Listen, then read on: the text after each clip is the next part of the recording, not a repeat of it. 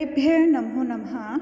आज हम अपनी कक्षा सप्तमी की कार्यपत्रक सेकंड कर रहे हैं। ये बेटा हमारे संस्कृत विषय की 7वीं क्लास की सेकंड वर्कशीट्स हैं। इससे पहले हमने फर्स्ट वर्कशीट की थी जिसमें हमने सुभाषित आने के प्रथम 2 श्लोकों का अभ्यास किया था। इस वर्कशीट में हम श्लोक 3 और 4 को पढ़कर समझेंगे। देखो बेटा हमारा जो श्लोक है थर्ड वो है दाने तपसि शौर्या च विज्ञाने विनये विस्मयो नाहि कर्तव्यो बहुरत्ना वसुंधरा। अर्थात दाने दान में क्या होता है? दाने मतलब दान में, तपसी तपस्या में, शौर्य है वीरता में, च विज्ञाने और विज्ञान में, विशिष्ट ज्ञान में, विनय विनय का मतलब तो नम्रता नम्रता में, नये नीति में, विस्मय ना ही कर्तव्य विस्मय गर्व अहंकार, ना ही कर्तव्य नहीं करना चाहिए, ना ही कर्तव्य नहीं करना चाहिए। क्यों नहीं करना चाहिए? क्योंकि बहुरत्नः वसुंधरा हमारी पृथ्वी पर हमारी जो पृथ्वी है वो अनेक रत्नों वाली है और इस प्रकार के गुण बहुत सारे व्यक्तियों में मिल जाते हैं। भाव क्या होगा बेटा इसका? किसी दाने तपसी शौर्ये विज्ञाने विनये नये च विस्मय नाही कर्तव्य है। यतो ही जिस प्रकार वसुंधरा बहुरत्न अस्ति, जिस प्रकार पृथ्वी पर बहुत सारे रत्न हैं सॉरी, इसलिए इस श्लोक का सरलार्थ देख लीजिए।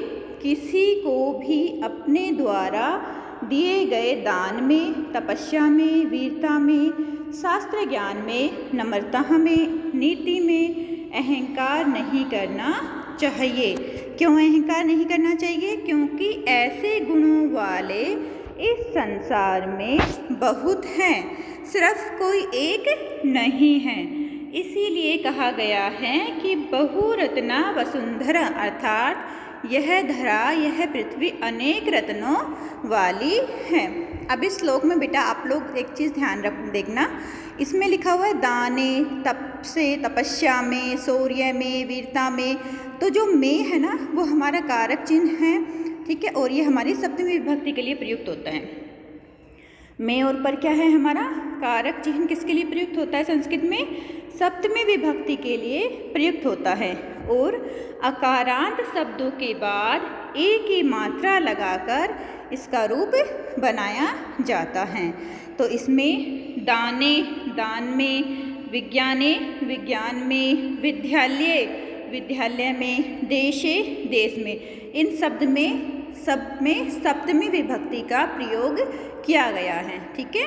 दाने, शौर्य, विज्ञाने, विनय, नये, इन सब में कौन सी विभक्ति का प्रयोग किया गया है? सप्तमी विभक्ति का प्रयोग किया गया है।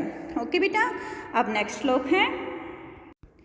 नेक्स्ट श्लोक है बेटा हमारा सद्भिरे विसाहसेत् सद्भिर्कुर्वीत संगते सद्भिर्विवादं मैत्री च न असद्भिः किंचित् आचरेत्। ये हमारा श्लोक है बेटा। इसका अर्थ है सद्भि सह एव सह आसीत, कि हमें सजनों के साथ ही, देखिए पहले आप शब्दार्थ देख लीजिए ताकि आप लोगों को अच्छी तरह से समझ में आ जाए। सद्भि सह सजनों के साथ, एव ही आसीत बैठना चाहिए। सद्भि रेव सह आसीत का हिंदी क्या बन जाएगी? सजनों के साथ ही हमें बैठना चाहिए। सद्भिर कुर्वीर संगीतम, हमें सजनों के साथ ही संगति करनी चाहिए, मेल रखना चाहिए, संगति करनी चाहिए, कुर्वीत करनी चाहिए। सद्भिर विवादम मैत्री च, सजनों के साथ ही वाद विवाद, चर्चा, बहस आदि करनी चाहिए। जो डिस्कशन हम करते हैं वो सज्जनों के साथ ही करनी चाहिए और मित्रता भी हमें सज्जनों के साथ ही रखनी चाहिए। ना असद्भि किंचित आचरेत, और जो असद्भि दुष्ट लोग हैं उनके साथ हमें किसी भी प्रकार का आचरण नहीं करना चाहिए। ठीक है। सद्भिर सह एव आसीत, सज्जनों के साथ ही बैठना चाहिए। सद्भिर संगीतम कुर्वीत, सज्जनों के साथ ही संगति करनी चाहिए। सद्भिर विवादम मैत्रिः च कुर्वीत, सज्जनों के साथ ही वाद विवाद, बहस, चर्चा और मित्रता करनी चाहिए। दुर्जनों के साथ किसी भी प्रकार का व्यवहार नहीं रखना चाहिए।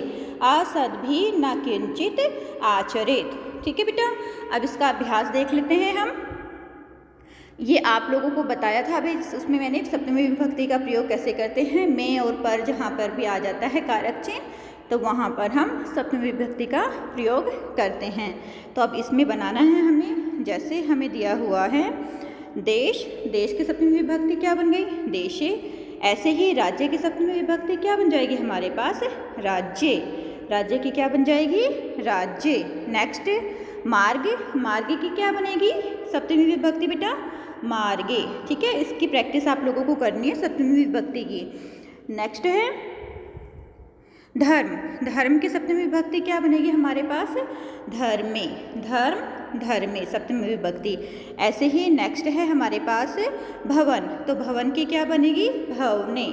ओके बेटा, ये आपको बनानी है, आपको अपनी नोटबुक में ये कार्य करना है। श्लोक्स का उच्चारण भी करना है आप लोगों को, इसका सरलार्थ भी लिखना है और ये अभ्यास कार्य भी करना है। ये हमारी सेकंड वर्कशीट है। ऐसे भवन, भवने, नगर, नगरे, ग्राम, ग्रामे, उद्यान, उद्याने, वृक्ष, वृक्षे, विद्यालय, विद्यालय।